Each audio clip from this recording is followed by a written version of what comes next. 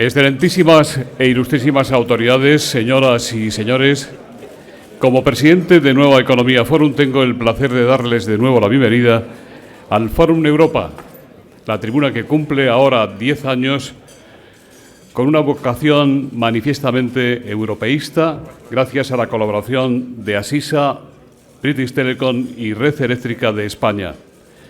Hoy tenemos el honor de recibir de nuevo en esta tribuna a don Joaquín Almunia, vicepresidente de la Comisión Europea responsable de competencia.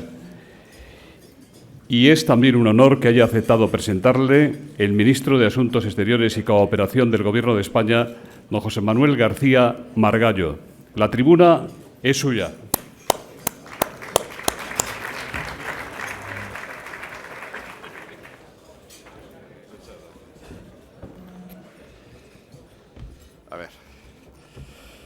Querido Joaquín, señor don José Luis Rodríguez, presidente de Nueva Economía, don Luis Atienza, presidente de Red Eléctrica, señor Jacinto Cabestany, señor Enrico de Porres. En los tiempos que corren, la política da pocas satisfacciones. Por eso hay que aprovecharlas bien, y hoy es una de ellas. Presentar a Joaquín es para mí una enorme alegría. Probablemente porque nunca hemos militado en el mismo partido, somos amigos y seguimos siéndolo durante mucho tiempo. Quiero agradecer la oportunidad de los organizadores de darme esta oportunidad y voy a hacer unas brevísimas palabras. El protagonista hoy es Joaquín y no yo.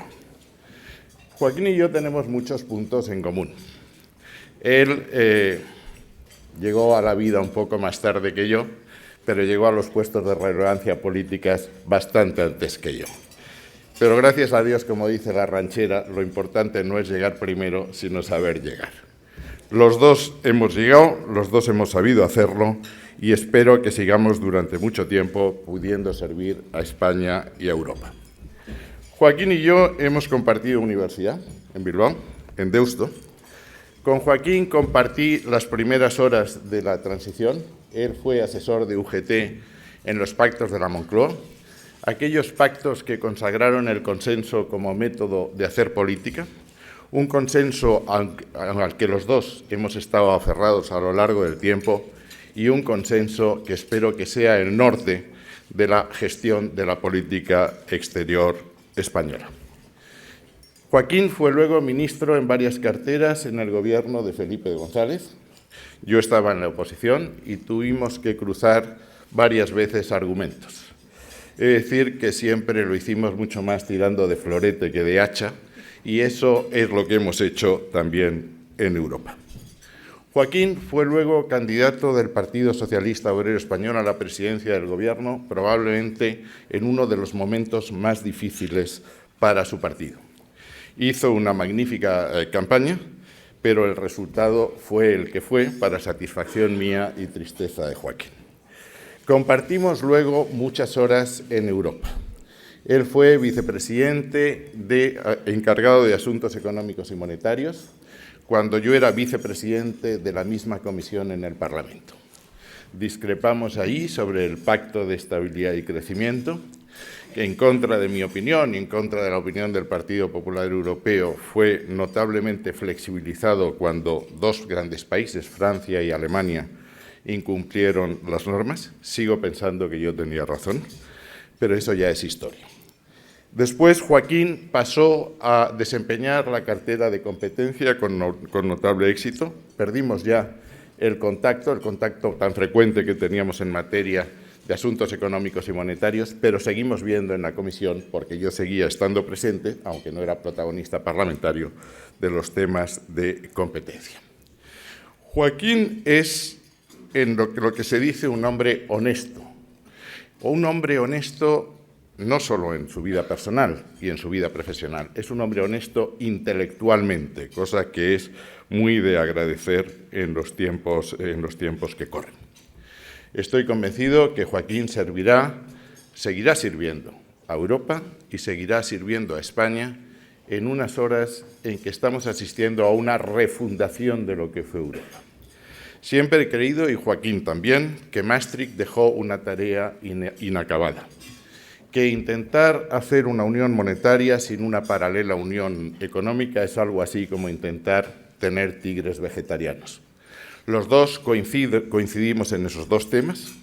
Tenemos ideas muy parecidas en lo que se refiere a la gobernanza económica. Creemos los dos que la austeridad sola no basta, que es necesario hacer un esfuerzo para estabilizar los mercados y cortar la hemorragia de la deuda soberana, y sobre todo que hay que hacer un enorme esfuerzo para crecer, para evitar la recesión que apunta en el horizonte. Es obvio que los países periféricos al menos, no pueden en estos momentos hacer gran cosa para crecer. Ni podemos subir el gasto público, ni podemos bajar los impuestos, ni podemos endeudarnos más. Pero sí es verdad que hay países centrales que podrían hacer un esfuerzo mayor, tirando de su demanda interna, haciendo lo que en otras ocasiones nosotros hicimos por ellos.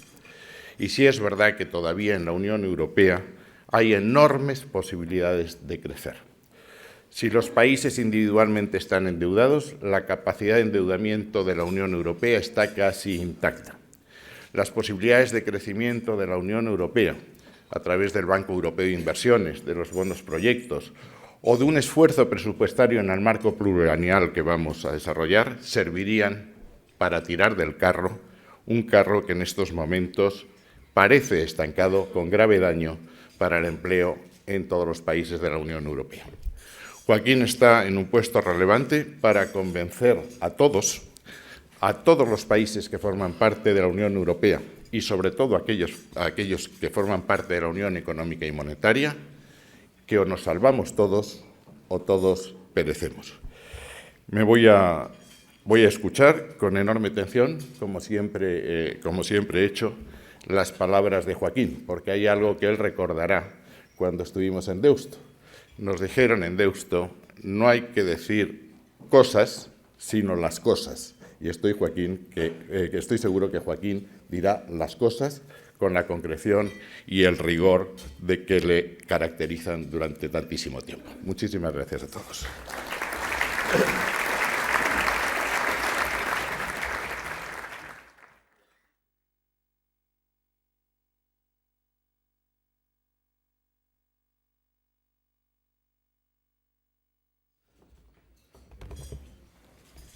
Buenos días. Muchísimas gracias de nuevo al foro. Hoy es Foro Europa, otras veces Foro de la Nueva Economía. En todo caso, muchas gracias a José Luis Rodríguez por haberme invitado de nuevo a estar aquí con todos ustedes. Muchísimas gracias a los representantes de quienes patrocinan este acto y, por supuesto, muchísimas gracias al ministro de Asuntos Exteriores y Cooperación, a mi buen amigo José Manuel García Margallo, por esas palabras de presentación tan amables y además que sé que ha dicho la verdad en lo que se refiere a la amistad, no en otras cosas que ha añadido como consecuencia de la amistad. Le decía que yo no recordaba que en Deusto me hubiesen dicho eso de las cosas. Yo recuerdo a Ortega y Gasset, que era lo que leía cuando decían algunas cosas que no me interesaban en las clases de Deusto. Ortega y Gasset decía a los argentinos, argentinos a las cosas.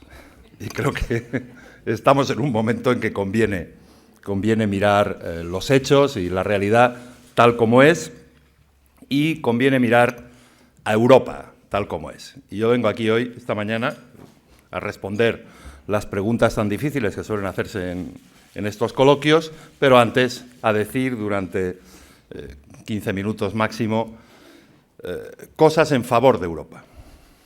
Y esto no es la tónica habitual.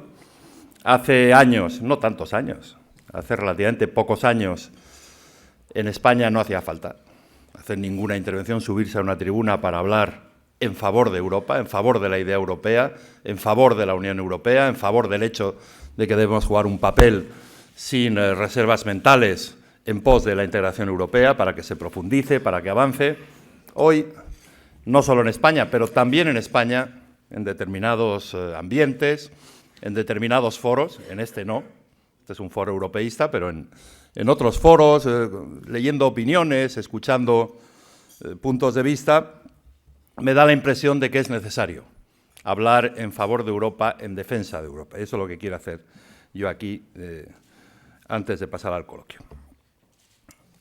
Tengo la impresión, que no debe ser una impresión mía particular, yo creo que hay bastante gente que la comparte, que la Unión Europea es utilizada muchas veces, demasiadas veces, como chivo expiatorio.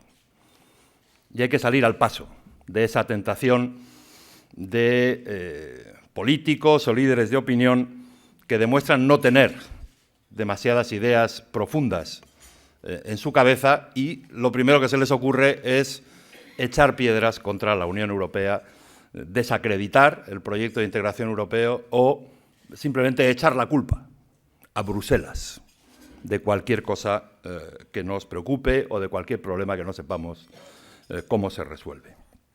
Y yo que vivo en Bruselas, y no es la primera vez que lo hago, había vivido ya antes en algún trabajo profesional antes de venir a España a trabajar en la UGT, como recordaba José Manuel García Margallo, y ahora llevo 8 años en Bruselas, pues viviendo allí, teniendo mi despacho en uno de esos edificios conocidos de las instituciones europeas, en el Berlaymont, estando metido en ese mundo, aunque no siempre estando en Bruselas, pero sí en temas de Unión Europea desde hace ya tiempo, siempre me pregunto, ¿y quién se esconde detrás de Bruselas? Cuando la gente se refiere a Bruselas, ¿a qué se refieren? ¿Quién es Bruselas?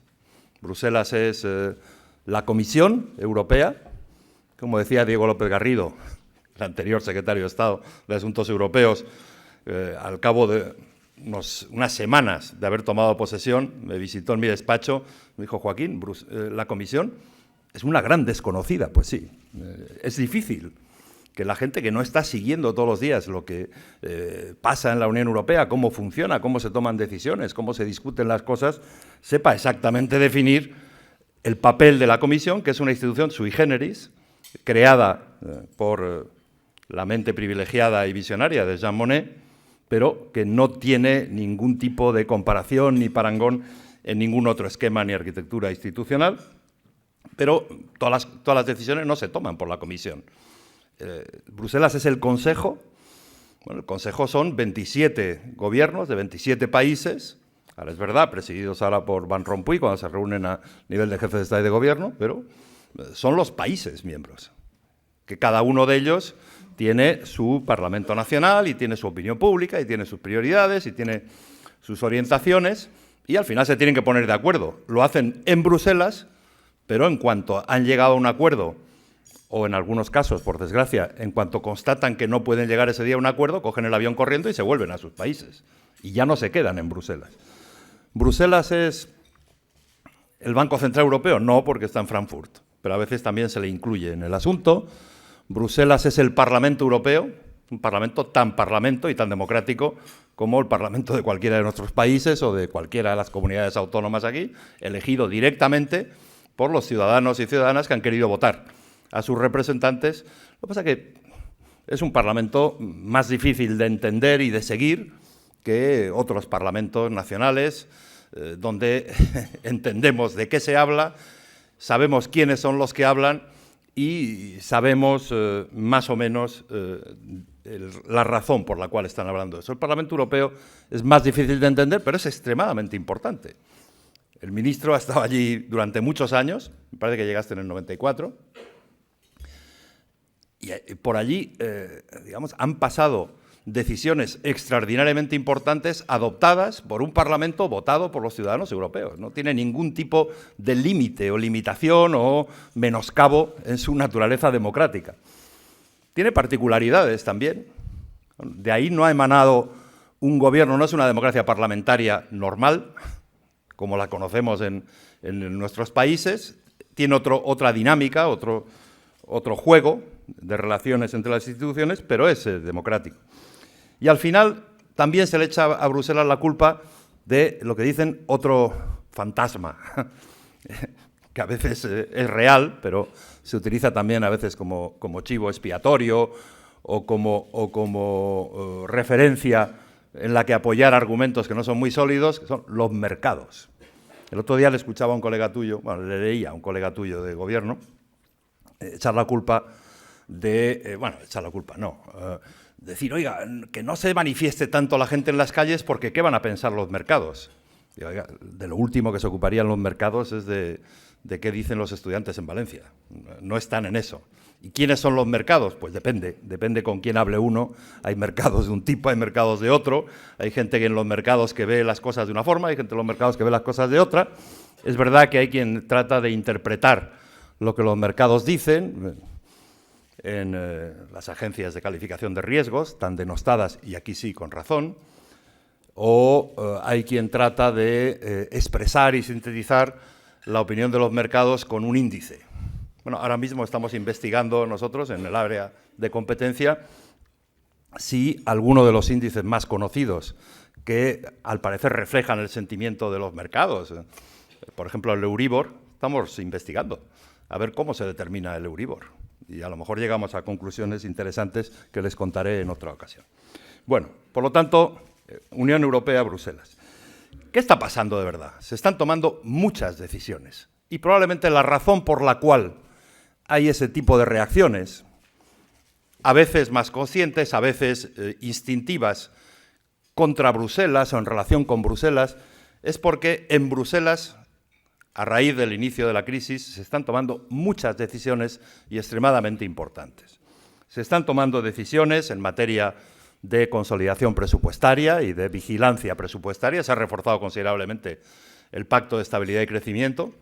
José Manuel García Margallo, en el año 2005, quería ser, con perdón, más papista que el Papa y quería ir más allá en el rigor, pero le debo recordar, y él lo sabe, pero se lo voy a recordar a ustedes aprovechando que él ha mencionado eso, que cuando empezó la crisis, a final del 2007 hasta mitad del 2008, el déficit público agregado de la zona euro, con ese pacto de estabilidad revisado, era 0,6%. 0,6%. El único país que ha tenido problemas dentro de la zona euro, problemas de verdad, de cumplimiento de déficit, ha sido Grecia. Había otros que tenían niveles de deuda altos, los que nos tratan de dar lecciones todos los días, Francia y Alemania entre ellos. Había países que tenían dificultades para reducir su déficit excesivo, pero quien de verdad ha tenido un problema no resuelto ha sido Grecia. Pero hay que decir también, en el caso de Grecia, que el problema se agravó en proporción geométrica en el año 2009. Y eso no era un problema estadístico. Lo que le pasó a Grecia el 2009 es que tenía un gobierno que, como quería ganar las elecciones, aunque luego las perdió, el gobierno del señor Karamanlis, de Nueva Democracia, dejó de recaudar, y mira que la capacidad de recaudar de la administración tributaria griega es baja, pero aquel gobierno dejó de recaudar, en mi opinión, conscientemente, y tiró del gasto todo lo que pudo y algo más. Y cuando se le decía por parte del Eurogrupo, a propuesta de la Comisión, usted tiene que tomar tal medida, tal otra medida, decía sí, pero no las tomó. Y en el año 2009 empezaron el año con una voluntad de tener un déficit del 1,8%, en enero se había convertido en el 3,7%, y cuando llegó George Papandreou al gobierno, en octubre, abrió los libros y vio que estaban ya por el 13 o 14%. Y eso no es estadística, eso es un desastre de gestión monumental. Y revela que hay un país que tiene unos problemas estructurales de funcionamiento de su aparato público y de su administración tremendas. Pero, a raíz de la crisis, es necesario hacer más vigilancia presupuestaria porque el nivel de endeudamiento ha subido 20 puntos de PIB. En algunos países mucho más. Y la deuda es el problema número uno que tenemos delante para poder encontrar la salida, para poder ver luz al final del túnel.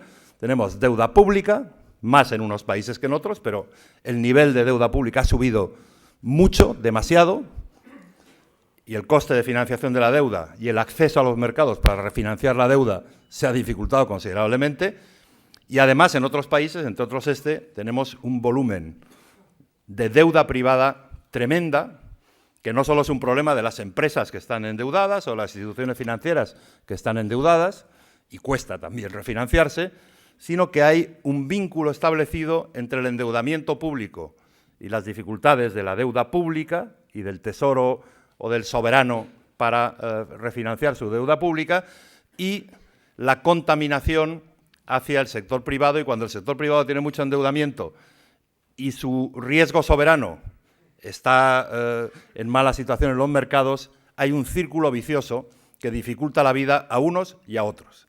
Y esa confluencia de los dos problemas de endeudamiento es lo que hay que romper. Pero además de decisiones en ese sentido, que se están tomando, no todas las que son necesarias, pero se han tomado ya muchas, se están tomando decisiones sobre saneamiento financiero. No se ha acabado todavía, pero en muchos países de la Unión Europea el sistema bancario está bastante mejor de lo que estuvo. Es verdad que en España los problemas del sistema financiero se plantearon más tarde, porque tenía mucho colchón, porque el regulador había establecido mucho colchón para aguantar el tirón. Lo que pasa es que el tirón dura tanto que al final ha habido que emprender también aquí una reforma del sistema financiero, pero ahí yo creo que se está avanzando mucho, no solo en España, sino también en otros países. Consolidación fiscal, saneamiento financiero, mercado de trabajo, reformas estructurales se están haciendo y cuesta, claro que cuesta. Hubiese sido mucho más fácil, mucho menos doloroso, hubiese requerido mucho menos esfuerzo que los países europeos hubiésemos hecho las reformas en los buenos tiempos, antes de la crisis. Y hay algunos países que lo hicieron. Y Alemania es el ejemplo que siempre se trae a colación, pero es que es un muy buen ejemplo. El que Alemania, cuando teníamos los demás un panorama brillantísimo y unas cifras de crecimiento que nos sorprendían por la parte de arriba, Alemania no tenía tanto crecimiento y hizo las reformas y ahora está cobrando los dividendos de las reformas que hizo en la primera mitad de la década pasada, hasta casi hasta la crisis. Bueno, muchas cosas se están haciendo y eso, claro, desgasta. Ahora, surgen preguntas que a mí me resultan muy importantes. ¿Tiene la culpa el euro de lo que nos pasa o de una parte de lo que nos pasa? Mi respuesta es claramente no. El euro no tiene la culpa. El euro nos sigue protegiendo hoy. El euro es verdad que limita las cosas que podemos hacer para resolver nuestros problemas, pero el euro no ha estado en el origen de nuestros problemas. En el origen de nuestros problemas, en todo caso, en diferentes países, no me refiero solo a España, en el origen de nuestros problemas está el no haber entendido o no haber querido entender o haber olvidado muy pronto por qué y para qué y en qué condiciones habíamos decidido crear el euro y avanzar en una unión económica y monetaria. Si alguien creía que se podía vivir a crédito, sin preocuparse por pagar las deudas, por el hecho de pertenecer a una unión monetaria, claramente la realidad demuestra que se ha equivocado. Hay planes alternativos, ni siquiera Grecia tiene alternativa fuera del euro, ni siquiera Grecia. Y algunas voces, desde mi punto de vista, insolidarias y que hay que rechazar, le invitan a Grecia, desde otros países europeos, a salir del euro.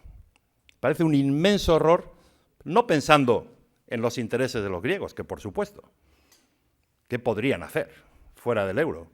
Me parece un inmenso error pensando en los intereses de los países más potentes, más equilibrados y más sostenibles y más solventes de la zona euro. Si la puerta de la zona euro se abriese un día para dar la invitación a salir a alguien, esa puerta no habría quien la pudiese cerrar de nuevo. Y sería el principio de un proceso dolorosísimo de tensiones y de divergencias y de desequilibrios dentro de la zona euro que a nadie beneficiarían. Y cuando digo a nadie no digo solo a los miembros de la zona euro, a nadie en el mundo. Es curioso cómo, hablando con interlocutores de fuera de Europa, el punto número uno en la agenda que tienen en los últimos tiempos, sobre todo a raíz de la crisis de la deuda soberana, a raíz del 2010, es, oiga, por favor, arreglen su problema, que todos nos jugamos mucho en ello.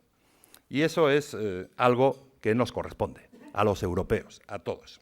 No solo a Bruselas, sino a todos los que de una manera u otra tienen que tomar decisiones en Bruselas o dependen de las decisiones que Bruselas adopte, que la Unión Europea adopte.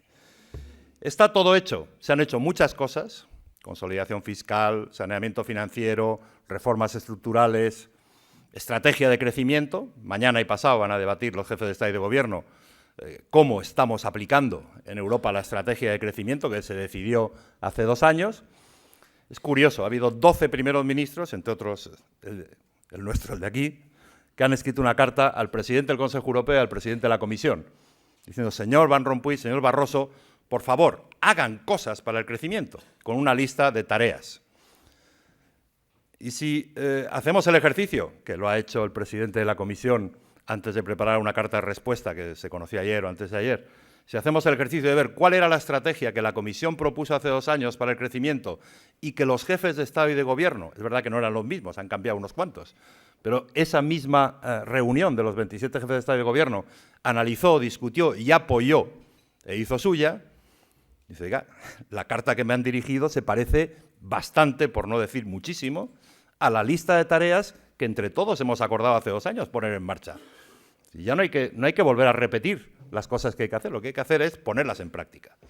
La agenda digital, para tener un mercado interior digital y no solo analógico, completar el mercado interior con el desarrollo de la libre circulación en el sector servicios y del libre establecimiento, hacer lo que se llama una moderna política industrial, que es todo lo contrario de la antigua política industrial. Son medidas horizontales, apoyo a la investigación, a la innovación, eliminar barreras, crear condiciones para que los inversores puedan tomar riesgos. Los inversores, los pequeños, los que tienen que empezar siendo pequeños y ojalá que en 5 o en 10 años se hayan convertido en grandes campeones europeos en la lista, en el ranking de las grandes empresas o de las empresas que tienen más éxito. Eso es lo que tenemos que crear. Bueno, y así la lista sigue, por lo tanto hay cosas que se están haciendo, pero que hay que hacer con más intensidad. El mercado interior de la energía, por ejemplo, entre otras muchas cosas. Y luego hay una cosa a la que se ha referido el ministro, y con esto acabo ya, que es muy importante.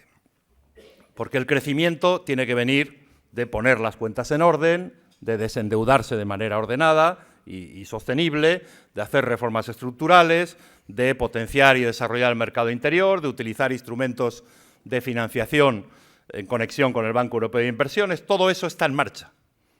En algunos casos más avanzado y en otros casos menos. Pero eso no basta.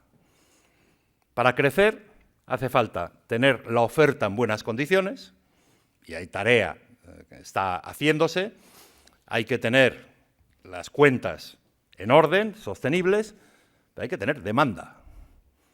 Y la demanda externa está siendo importante, pero no es suficientemente potente como para permitirnos ignorar la necesidad de pensar en la demanda interna de la Unión Europea y en particular de la zona euro. Y los países inmersos en un proceso de ajuste y que no tienen otra alternativa que seguir ese proceso de ajuste no pueden a la vez pensar en la demanda interna nacional. Si todos estamos en el mismo barco con un nivel de interdependencia y de interrelación cada vez más alto, y la crisis nos ha recordado lo elevado que es el nivel de interdependencia que tenemos unos de otros, no solo en Europa, pero en particular en Europa y en la zona euro, pues quienes tienen margen para contribuir a que la demanda agregada de la Unión Económica y Monetaria suba, tienen que estar dispuestos a utilizar ese margen. Y eso no quiere decir que le estamos pidiendo a los alemanes que sean menos competitivos. En absoluto, nos conviene mucho. Igual que a ellos les conviene que los países con grandes desequilibrios los resuelvan y los encaucen en camino de la resolución, a nosotros nos conviene mucho que Alemania siga siendo extraordinariamente competitiva y que siga siendo capaz de tener un superávit comercial con China. Pero la competitividad exterior no es contradictoria con bajar el ahorro interno y subir la demanda interna de inversión y de consumo. Y para eso hay medidas, y para eso hay ideas. Pero lo que no hay hasta ahora es suficiente debate a escala europea, a escala de la zona euro, sobre cómo maximizar las oportunidades que tenemos para salir juntos y no cada uno por su lado, porque cada uno por su lado no va a salir. Por muy fuerte que sea, cuando se mira cada uno individualmente en el espejo, un país, los países europeos o salimos juntos o no salimos, o por lo menos no salimos en las condiciones en las que queremos salir de esta crisis. Y por último, punto final, El crecimiento es muy importante, es extraordinariamente importante, pero volviendo al principio, a esa sensación de que la idea europea se ve con menos ilusión, con menos confianza. Yo creo que en Europa que hemos perdido mucho tiempo en discusiones abstrusas de reformas de tratado y cuestiones institucionales que no lo entienden ni los abogados más expertos en derecho europeo. En Europa hay que hablar de democracia a escala europea. Si las decisiones ya no se pueden tomar, ni se deben tomar, en muchos casos a escala de cada uno de nuestros países, y hay que ceder soberanía y hay que estar dispuesto a tomar decisiones en común a escala europea, hay que estar dispuesto, es más, yo creo que estamos obligados a hablar también de cómo hacer que la democracia europea funcione bien y que los ciudadanos vean en la Unión Europea un nivel de calidad democrática como lo ven, como nos gustaría que lo viesen en cada uno de los Estados miembros. Muchas gracias.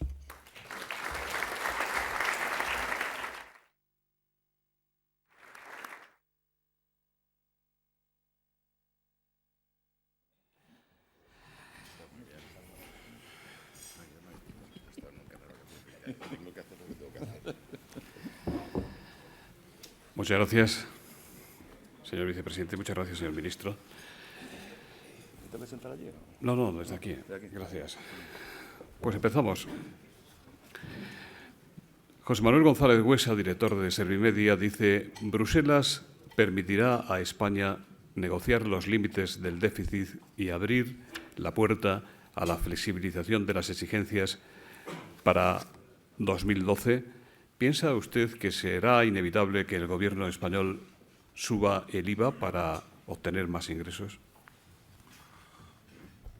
Bueno, soy perfectamente consciente del debate que se ha establecido sobre la necesidad o la oportunidad de que el objetivo de déficit para el año 2012, que está establecido hasta ahora en el 4,4% del PIB, se flexibilice o se aligere en la medida en que las previsiones de crecimiento, por desgracia, no son las que habían cuando se determinó ese 4,4%. Ahora, según la Comisión, en las previsiones que ha presentado el otro día Olli Rehn, estimamos que este año la economía española puede tener un menos 1% frente al menos 0,3% de la zona euro. Hay previsiones hechas aquí en España o en el Fondo Monetario, en otros lugares, que dan unas cifras todavía de una caída de crecimiento mayor.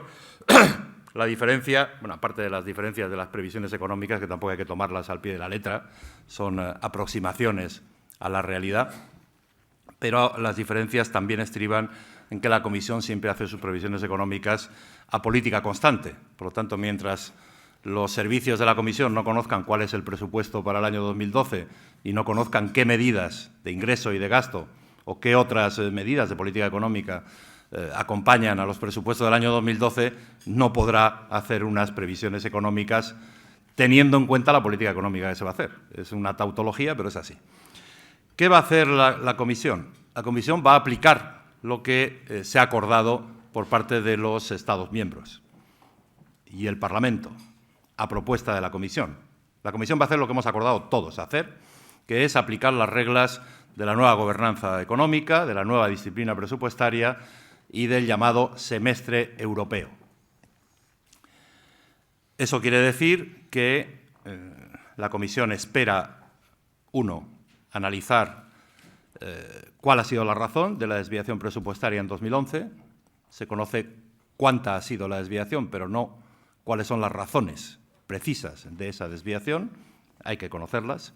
Segundo, la Comisión, lógicamente, le pide al Gobierno español que le diga cuanto antes qué presupuesto va a presentar para el año 2012.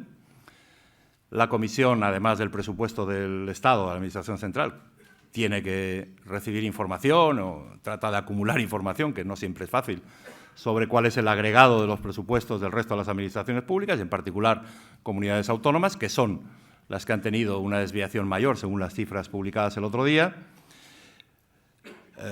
Todo ello vendrá acompañado en abril con la certificación por parte de Eurostat de las cifras de cierre del ejercicio 2011 que tiene que enviar el Gobierno, igual que el resto de los Estados miembros.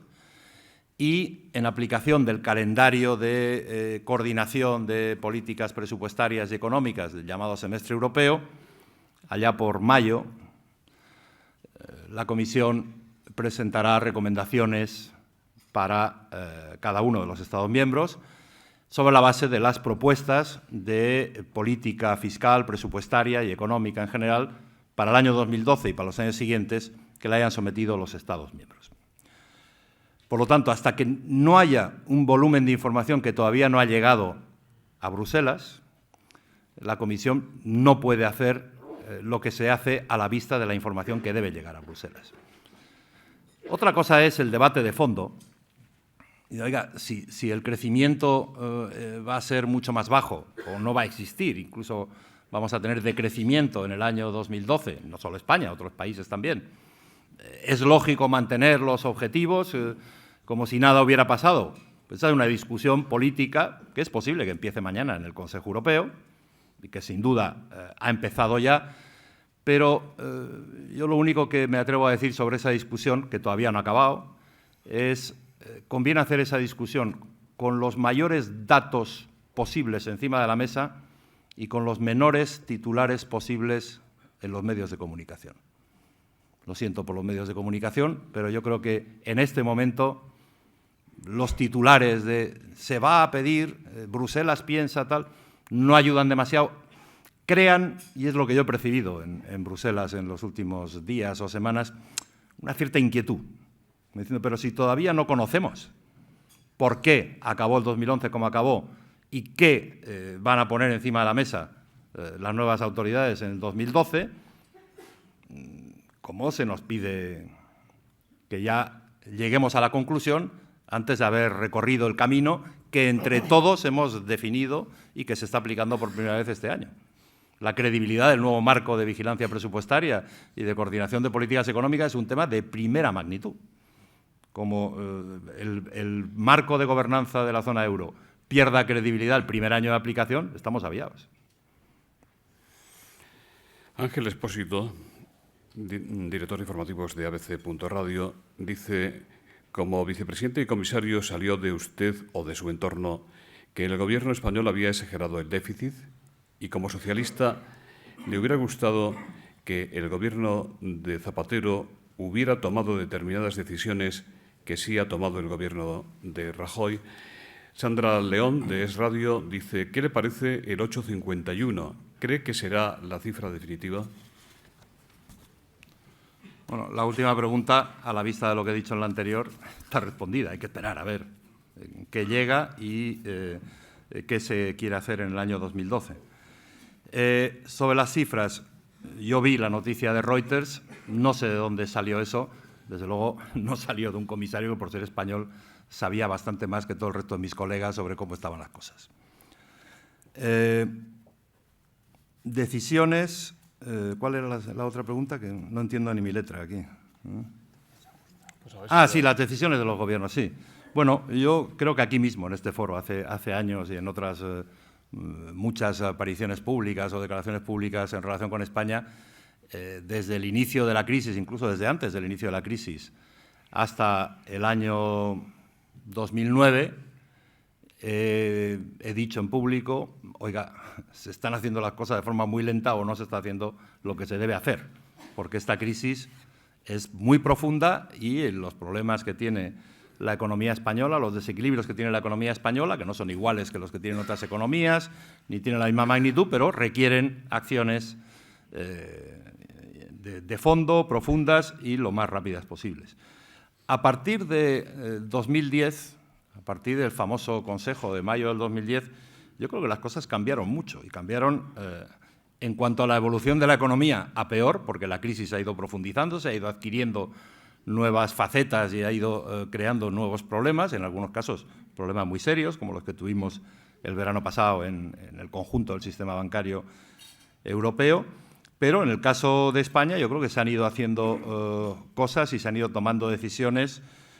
Es verdad que bajo la presión no solo de los acontecimientos, sino de los colegas alrededor de la mesa, pero se han ido tomando decisiones muy importantes y mi impresión, y no voy a hacer política con esto, es una simple impresión que la decía antes, y la digo ahora y la diré siempre.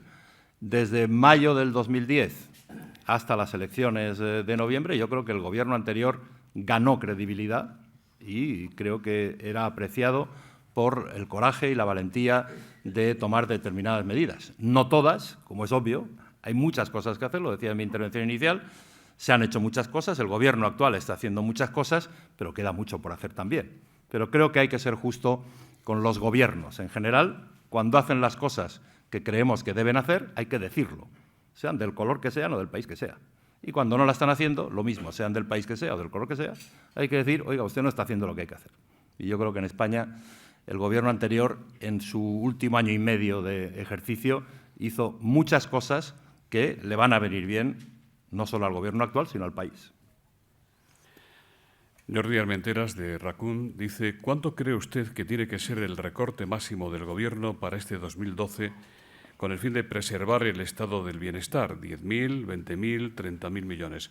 Guillaume Bontux, de Radio Exterior de España, dice: conocido el dato del PIB para 2011, existe un riesgo importante de recesión agravada en España en caso de nuevos ajustes. ¿Se lo puede permitir Europa, como lo hizo para Portugal y Grecia?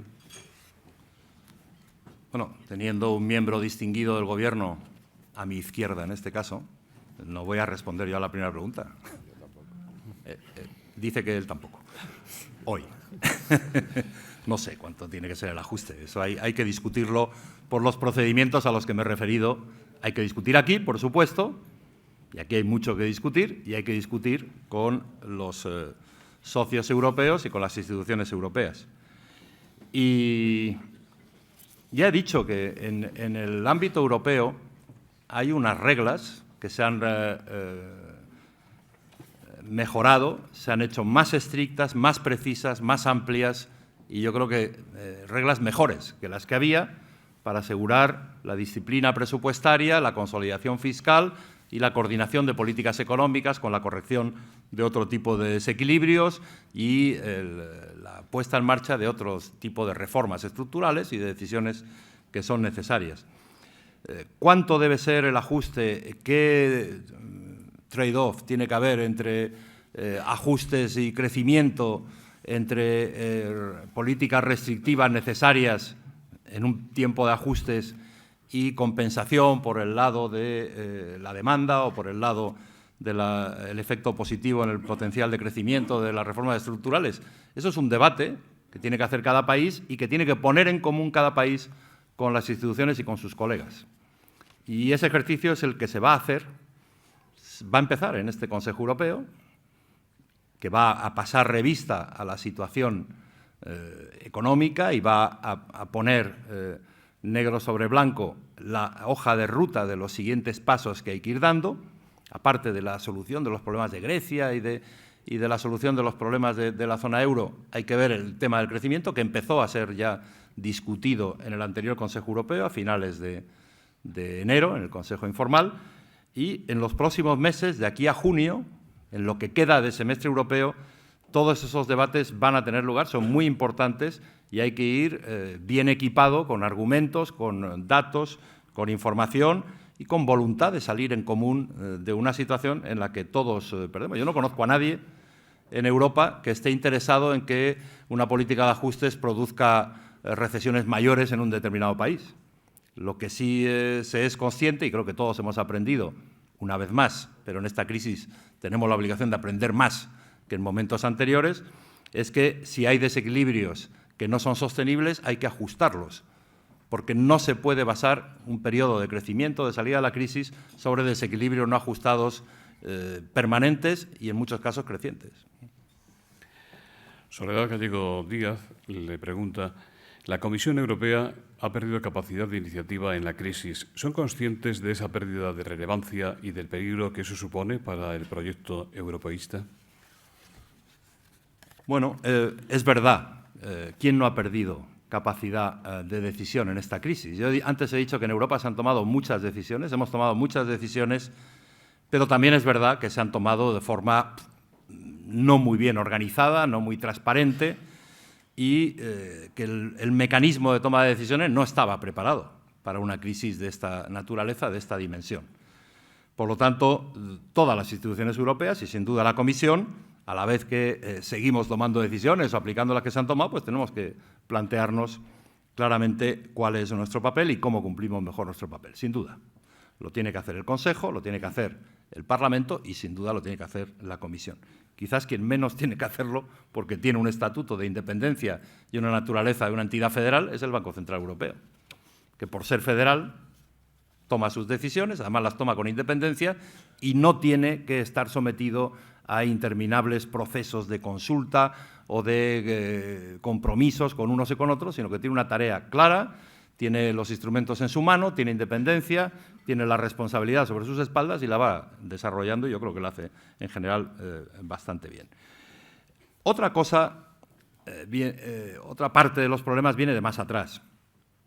Hay quien dice, entre los viejos de Bruselas, y Soledad ha estado en Bruselas hace mucho tiempo, por lo tanto probablemente conoce a quien me dijo a mí esa frase, cuando Jacques Delors volvió de Maastricht, al acabar la negociación, la durísima negociación del Tratado de Maastricht, que había durado tiempo, que había sido muy difícil para articular los puntos de vista de unos y de otros, de los banqueros centrales, de Alemania, de tal y de cual, les dijo a sus más íntimos colaboradores: hemos perdido la batalla.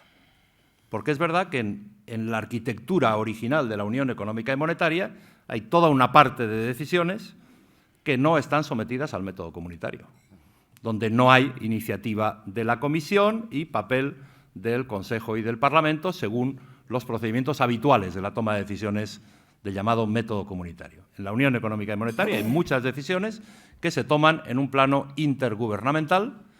Es verdad que se asocia a la Comisión en unos casos más, en otros casos menos, pero, por ejemplo, por dar un ejemplo, el Eurogrupo, que es el órgano de gobierno, hasta que han venido los jefes de Estado y de Gobierno de la zona euro, que se empezaron a reunir por primera vez en octubre del 2008, la primera reunión fue en octubre del 2008, pero el Eurogrupo, creado en el 97, si no recuerdo mal, el Eurogrupo no es una institución, no tiene una entidad formal.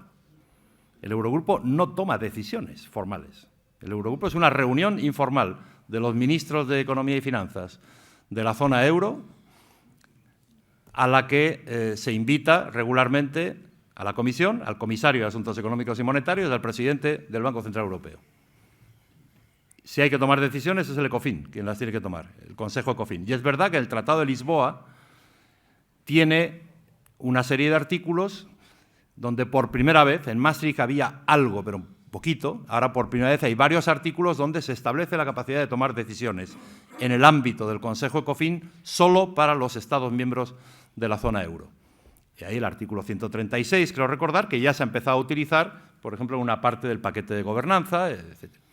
Pero en cuanto, si se me permite hablar así de los gobiernos de los Estados miembros, en cuanto les dejamos solos, se van otra vez al método intergubernamental. El viernes van a firmar los jefes de Estado y de Gobierno el nuevo tratado para reforzar todavía más la disciplina presupuestaria y los compromisos de las reglas internas para la disciplina presupuestaria, etcétera, etcétera. Es un tratado intergubernamental, puro y duro. En junio se quiere que entre en vigor el Mecanismo Europeo de Estabilidad, que es el mecanismo que va a sustituir a la Facilidad Europea para dar un respaldo financiero a la deuda pública de los países de la zona euro con dificultades de financiación. Es un mecanismo intergubernamental puro y duro, porque no quieren los Estados miembros, que son los que hacen los tratados. No hay nadie que tenga capacidad de hacer tratados salvo los Estados miembros, y no quieren que en lo suyo, en lo que consideran suyo, lo que consideran todavía, yo creo que de forma equivocada y cortoplacista, que consideran todavía que es soberanía nacional pura y dura, no quieren que se metan las instituciones europeas. Y ha habido discusiones a la hora de acabar el artículo, no sé cuánto, el 13 me parece, del tratado que van a firmar el viernes, discusiones a ver cuántos minutos podía estar en cada reunión de los jefes de Estado y de Gobierno de la zona euro el presidente del Parlamento Europeo. Y yo antes acababa mi intervención diciendo que hay que reforzar la calidad democrática de la manera en que se toman las decisiones y el Parlamento, que representa directamente a los ciudadanos europeos, tiene que estar implicado. Bueno, pues no se quiere. algo que sería impensable en cada una de nuestras democracias a nivel de Estado miembro, es decir, el Parlamento no, yo voy a tomar decisiones y usted no se va a enterar. Le voy a invitar 5 minutos para que me cuente lo que me quiera contar y después abandone la reunión, por favor, que vamos a empezar a hablar en serio. Yo creo que estas cosas tienen que cambiar y eso, digamos, la Comisión tiene su problema de participación en determinadas decisiones en cuanto las decisiones se sacan del método comunitario, sin duda. Pero a mí no me preocupa solo la Comisión, me preocupa también el funcionamiento democrático, es decir, el juego, el equilibrio entre Consejo Europeo y Parlamento Europeo, me parece muy importante. Iñaki Echarre, de Modern Press, dice: la Comisión Europea está abierta a que las minas de carbón que alcancen su rentabilidad puedan continuar su actividad a partir de 2018 sin tener que devolver las ayudas públicas recibidas hasta entonces. Uy, se lo está preguntando al comisario responsable del control de las ayudas públicas, que le va a decir que toda ayuda pública que no sea compatible tiene que ser devuelta. Es un principio que está ahí desde el origen. Y ahí sí que hay método comunitario. Ahí tenemos competencia exclusiva en la Comisión. Por lo tanto, en carbón o en cualquier otro sector, las ayudas públicas no compatibles hay que devolver. Y en el caso del carbón, donde hay una excepción, yo creo que única, en cualquier otro sector de actividad no tiene esa posibilidad, se ha ido posponiendo el momento a partir del cual no es compatible el dar ayuda pública al circulante, ayudas de funcionamiento. Es posible, bajo determinadas condiciones, dar ayudas a la inversión, pero ayudas al funcionamiento no son posibles prácticamente en ningún otro sector de actividad y el Consejo, a propuesta de la Comisión, aprobó, me parece que era el año pasado, a final del 2010, principio del 2011, un reglamento estableciendo que hay que presentar planes, todos los Estados miembros que todavía siguen dando ayudas públicas a la extracción de carbón, es decir, al circulante de las empresas extractoras de carbón, tienen que presentar planes para el cierre de las explotaciones que no son sostenibles sin esa ayuda pública, y el plazo del 2018 fue muy difícil arrancarlo, y se pudo arrancar por una razón que van a entender enseguida, y es que Alemania había pactado entre el Gobierno, los Länder, los empresarios y los sindicatos que definitivamente cerrarían en el 2018. Y para no romper un acuerdo que había costado muchísimo tiempo conseguir, se aceptó por parte de muchos Estados miembros ese plazo del 2018, pero la opinión general de mis colegas en la Comisión y de la mayoría de los Estados miembros era que si la mayoría de los Estados miembros ya habían cerrado las minas que no podían subsistir sin ayuda pública mucho antes, cuando se había decidido originalmente cerrarlas, ¿por qué se iba a dar una nueva prórroga a ese plazo? Y con dificultad se consiguió el 2018 y, sinceramente, no creo que se vaya a mover esa fecha. Luis Cañada, el presidente del Fondo Marítimo Vasco, dice: la industria naval española está prácticamente parada en lo que a contratación se refiere desde mayo de 2011 por una denuncia holandesa ante su departamento, el Departamento de Competencia, por el tema conocido como tax lease. ¿Tiene usted algún consejo que dar a los industriales, empresarios, trabajadores, sindicatos, administración, etcétera, para normalizar la situación lo antes posible? Desde PIMAR le preguntan cuál es la situación del expediente para la construcción de buques en España. Bueno, efectivamente, hubo una denuncia, no solo por parte de la asociación correspondiente de empresarios en Holanda, sino, si no recuerdo mal, por parte de otras 7 asociaciones o grupos de empresarios. Como siempre que recibimos una denuncia, abrimos una investigación. De esa investigación ha derivado el que el sistema español, llamado tax lease, no es compatible con las normas establecidas, con las orientaciones de ayuda de Estado para el sector marítimo en particular, y se está negociando con las autoridades españolas una solución. La solución, como yo he tenido ocasión de decirlo en muchas ocasiones, a las autoridades, al sector, a los sindicatos, a comunidades autónomas, a todo el que me ha querido escuchar, la solución pasa por legislar en España un sistema de apoyo similar, análogo y no más generoso que el caso francés que fue analizado por la Comisión en el año 2006. La Comisión declaró compatible en el año 2006 el esquema, el programa de apoyo que había aprobado Francia, una referencia, por lo tanto. Nuestro sistema jurídico no es demasiado diferente al francés y, por lo tanto, no creo que sea imposible encontrar una solución idéntica o, por lo menos, equivalente al modelo francés de apoyo al sector. Eso es lo que se está buscando. Hoy mismo hay una reunión aquí de los servicios competentes de la Administración española, me parece que del Ministerio de Hacienda, con mis propios servicios de la Dirección General de Competencia, y yo espero que se encuentre esa solución cuanto antes, pero no depende de la Comisión legislar en un país miembro. La Comisión tiene que vigilar cómo se legisla en los Estados miembros en materia de ayudas de Estado. Yo no puedo escribir la legislación española que sería compatible. Puedo sugerir y lo hago, pero no puedo forzar la mano del Gobierno o del funcionario correspondiente que tiene que escribir la legislación que sea compatible. Aurelio Alonso Cortés dice: 11 compañías de aviación fueron sancionadas por esa comisaría el año pasado con 800 millones de euros por acuerdos anticompetitivos. Intentaban, decían estas compañías, compensar el aumento de precios de carburantes. Le pregunta Aurelio: ¿no es también sancionable que las llamadas low cost aéreas compitan apoyadas en subvenciones públicas y, en concreto en España, ayudas de comunidades autónomas y ayuntamientos, que son subvenciones disfrazadas a veces de contratos de publicidad turística? Sí, efectivamente, me parece que tenemos abiertos no menos de 45 casos que tienen que ver con ayudas de Estado, o bien dadas directamente o bien a través de aeropuertos regionales a compañías aéreas para volar en un determinado trayecto y aterrizar en un determinado aeropuerto. Hay muchas quejas cruzadas porque las compañías de bajo coste, pues a su vez contraatacan y presentan quejas por ayudas que reciben otras compañías. Por lo tanto, en total tenemos un volumen muy grande de casos.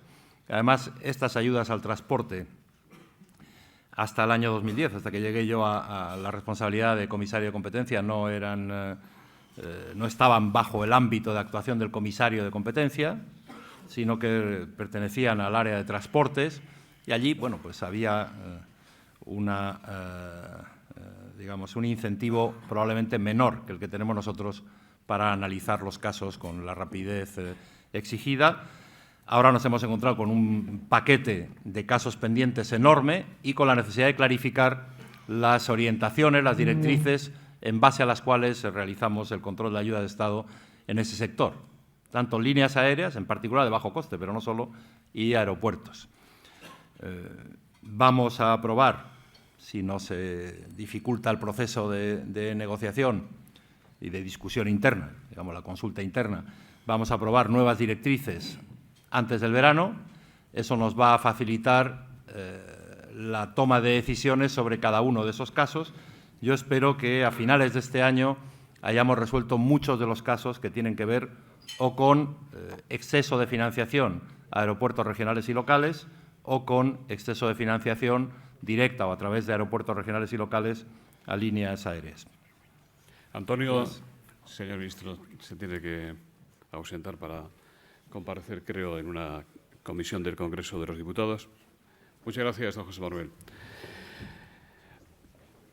Antonio de Jorge le pregunta al vicepresidente: ¿cómo valora usted el hecho de que la Comisión Nacional de Competencia Española haya impuesto una multa a Iberdrola por importe de 10,6 millones de euros por presuntas infracciones en el traspaso de clientes sin su consentimiento? ¿No le parece que temas de esta envergadura con sanciones tan fuertes deberían pasar al ámbito de la Comisión de Competencia que usted dirige? 10 millones para el nivel de las multas que solemos poner allí, eso es bajísimo, ¿no? Yo creo que nuestro nivel de multas es muy alto. El primer año que tuve responsabilidad como comisario de competencia, en 2010, el total de multas decididas por la Comisión superó los 3.000 millones de euros. Vamos, si quieren probar, tenemos un sistema entre autoridades nacionales de competencia y la Comisión, en virtud del cual, aunque un caso determinado se abra por parte de una autoridad nacional de competencia o se notifique a una autoridad nacional o a la Comisión Europea, en función de lo que nos parece oportuno en nuestro diálogo, que es un diálogo muy bueno con todas las autoridades de competencia de los 27 Estados miembros, nos podemos transferir los casos. Es decir, que en algún momento, he visto antes por ahí a Luis Berenguer, al anterior presidente de la Comisión Nacional de Competencia, en algún momento un caso que fue notificado en Bruselas en relación a una fusión de empresas españolas. Yo le llamé a Luis y nuestros servicios establecieron conversaciones y se lo pasamos a la autoridad nacional porque estaba mucho mejor situada para analizar el caso en detalle y conocía bien y había tratado otros aspectos en relación al mismo sector y viceversa. Y en otros casos son las autoridades nacionales las que nos pasan a nosotros las carpetas y lo investigamos nosotros. Pero, en general, depende de la dimensión del mercado afectado por la posible infracción de competencia o por la posible fusión. Si el mercado afectado es estrictamente nacional, normalmente es mejor que lo resuelvan las autoridades nacionales. Si el mercado supera las fronteras de un Estado miembro y empieza a tener conexiones con otros, es más lógico que lo resolvamos nosotros. Pedro González, de Hola News, dice: ¿qué posibilidades tiene la Unión Europea de contrarrestar la influencia y casi monopolio de las agencias de rating, hoy que Standard & Poor's ha rebajado a Valencia al nivel de bono basura? Bueno, desde el origen de la crisis estamos en la tercera generación de regulaciones en relación a las agencias de rating. Presentamos hace 3 meses aproximadamente propuestas que van, en cierto modo, van en el sentido de abrir puertas a que entren otros agentes en ese mercado de la calificación de riesgos. Hay que decir que no es fácil, y no es fácil porque este tipo de sectores están basados en lo que llaman los que analizan estas cosas el efecto reputación, y normalmente hay una tendencia a la bola de nieve, a que unos pocos actores concentran la mayor parte de la actividad porque sus clientes confían más en ellos que en otros. Es verdad que normalmente en el caso de calificación de riesgos en deuda pública, las agencias lo suelen hacer, en muchos casos, sin que se lo soliciten las autoridades que emiten la deuda correspondiente. En otros casos sí actúan a pedido. Hay discusiones de todo tipo. Yo antes me he referido a las agencias de rating de manera muy crítica porque creo que han cometido grandes equivocaciones y la crisis las ha dejado al descubierto y les ha puesto en evidencia sus enormes errores de apreciación sobre los riesgos implícitos en determinados activos financieros. Yo creo, y se lo digo cada vez que he tenido ocasión de hablar con los responsables de las agencias de rating, estas grandes, que mientras no entiendan el trasfondo político que aglutina a la zona euro, no van a ser capaces de evaluar correctamente los riesgos de la zona euro. Me dice, es que los modelos que utilizamos, yo digo, si es que eso no se puede meter en un modelo, ustedes tienen que entender, y si no entienden, no califiquen, o por lo menos sean prudentes al calificar. Pero bueno, hay otro aspecto que yo creo que nos corresponde a nosotros, a los calificados del sector público, y es que al legislar o al regular, muchas veces, a pesar de las críticas que dirigimos a las agencias de rating, les damos un papel muy por encima del que se merecen en la legislación o en la regulación, y no tenemos por qué. ¿Quién conoce mejor que el Banco Central Europeo, la Comisión o los Estados miembros la situación de la deuda pública de los Estados miembros de la Unión Europea? Lo va a conocer mejor el Departamento de Calificación de Riesgos de agentes públicos que está, yo qué sé, en Frankfurt, en Londres o donde sea. Normalmente lo conocen mucho mejor las instituciones públicas. ¿Para qué necesitan las instituciones públicas acudir a la comodidad de basarse en un rating para decidir si compran o no compran, si tratan de una manera o tratan de otra un activo público, un activo de deuda pública. Bueno, pues en la propia Comisión Europea, en la dirección correspondiente de operaciones financieras, por ejemplo, para gestionar la tesorería de la Comisión Europea, hay normas establecidas por nosotros que le dicen a los responsables de operar en ese mercado con las puntas de tesorería en qué pueden invertir y en qué no pueden invertir, y se basan en la agencia de rating. Las normas que hacemos nosotros. Y a la vez estamos proponiendo al Parlamento y al Consejo que reduzcan la dependencia de las agencias de rating. Por lo tanto, yo creo que hay un camino que recorrer, y es un camino de la menor dependencia respecto de la regulación, o menor dependencia en la regulación respecto de los ratings, por decirlo mejor, correctamente. Es un camino que las propias agencias de rating nos recomiendan, pero que nosotros mismos no seguimos. ¿Se puede entender de lo que usted ha dicho que propone de alguna manera que las administraciones públicas europeas dejen de ser clientes de estas agencias de rating? Bueno, no, es que no son clientes, porque que yo sepa no les pagamos un duro, pero que no tenemos por qué basar nuestras decisiones en sus ratings si sabemos que normalmente se suelen equivocar. Carlos María Brun, del Movimiento Europeo, le pregunta para cuándo, en su opinión, la armonización del impuesto de sociedades y la armonización fiscal en general. Hay una propuesta en la mesa del Consejo y del Parlamento para armonizar la base imponible del impuesto de sociedades. Después de muchos años de discusión y muchos debates en un sentido o en otro, el año pasado la Comisión puso encima de la mesa del Consejo y del Parlamento esa propuesta, armonizar la base imponible. Es el primer paso. Si conseguimos darlo, y ojalá consigamos darlo, vendrán más pasos. Pero el primero es ese. Y luego hay, en un ámbito no formal, no ámbito comunitario, no en una propuesta formalmente correcta, digamos, pero sí se manejan ideas en discusiones donde algunos países exploran la posibilidad de coordinarse mejor, no todos, pero sí los que quieran coordinarse en materia tributaria. Y en particular Alemania y Francia lo hablan más en detalle en sus reuniones bilaterales. Pero claro, es una propuesta que tiene sus riesgos, porque si la coordinación es para bajar impuestos, no nos conviene en estos momentos en que hay que ajustar los déficits y cuadrar las cuentas.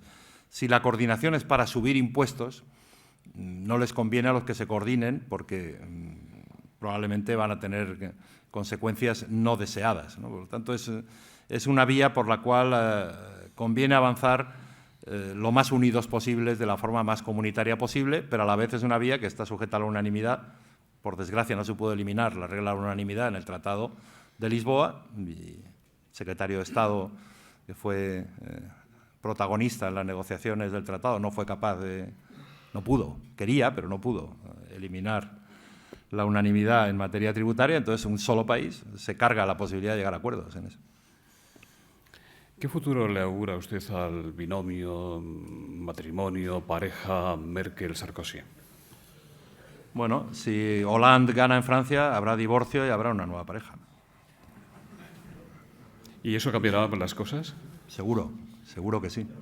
Está prometiendo el señor Hollande muchas cosas que de ser ciertas y posibles comprometerían el futuro de esa pareja, probablemente. El candidato que no prometa cosas en una campaña que tire la primera piedra. Le preguntan desde Hispanidad qué opina usted de las medidas a adoptar por el Ejecutivo del Partido Popular que contemplan la posibilidad de poner a trabajar a los parados en servicios sociales voluntarios. ¿Se hace esto en algún otro país europeo? Bueno, quien está recibiendo prestaciones por desempleo tenga que responder a ofertas de trabajo y que si no responde positivamente a una oferta de trabajo adecuada, eso le pueda suponer incluso la suspensión o la desaparición de su prestación por desempleo, existe de una manera u otra en todos los países y existe desde mucho antes de la crisis. La posibilidad de obligar a un parado que perciba prestaciones a trabajar en ¿cómo es? Trabajos de servicios sociales o en algo similar existe en algunos países. Yo creo que son programas o políticas que se entienden y se aceptan mejor en países del norte de Europa que en países del sur de Europa por algo cultural. Yo creo que el modo en que se valora la necesidad de tener una actividad no es igual, no es el mismo en todos los países europeos. En unos países es más clara la necesidad de tener una actividad, sea la que sea, y en otros pues es menor esa pulsión. Pues ya terminamos. Daniel Martínez de La Gaceta dice: ¿está satisfecho, don Joaquín, con el resultado que arrojó el 38 Congreso Federal del PSOE? ¿Cree que Rubalcaba es el líder que necesitaba la socialdemocracia española en estos momentos? ¿Piensa usted que debe ser él el candidato del PSOE en las próximas elecciones generales? Eso cuando sea el foro PSOE y no el foro Europa lo contesto. Pues en nombre de las entidades que hacen posible este Fórum Europa, don Enrique de Porres, consejero delegado de Asisa. Pues buenos días. En nombre de los patrocinadores BT, Red Eléctrica y Asisa, quiero agradecer a Joaquín Almunia las facilidades que ha dado a la organización para estar hoy aquí con nosotros. Creo que tener la oportunidad de escuchar una voz tan autorizada como la suya en estos momentos concretos es oportuno y su franqueza es clarificadora. El que una persona de su reconocido prestigio intelectual, de su integridad y de su talante esté al frente de una comisaría tan importante en la Comunidad Económica Europea, creo que a todos los que estamos aquí nos produce una satisfacción especial, cuando no orgullo, y aunque su cometido no sea defender los intereses de España, creo que todos nos sentimos mucho más confiados en lo que allí ocurra, precisamente porque contamos con su presencia. A todos ustedes, muchas gracias por la asistencia.